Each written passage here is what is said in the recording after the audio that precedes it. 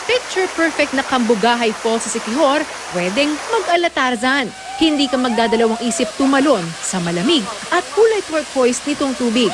Pero kung nangangatog pa rin ang tuhod, pwedeng maglambitin sa baging kasama ang barkada. I so love Cambugahay Falls. The water is so refreshing and it's so cool. It's perfect for summer. Pati mga dayuhan, in love sa refreshing nitong tubig. Patok din sa mga turista roon, ang food spa hatid ng mga isda. Tsak na mas relaxing yan kung sasabayan ng pag-inom na fresh buko juice. Sa Bitoon Beach naman sa Limasawa Island sa Leyte, naggagandahang rock formations ang babati sa'yo.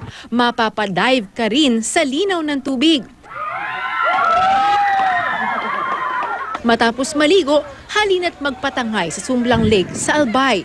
Sa bawat selfie, ang Mayon Volcano lang naman ng iyong photobomber.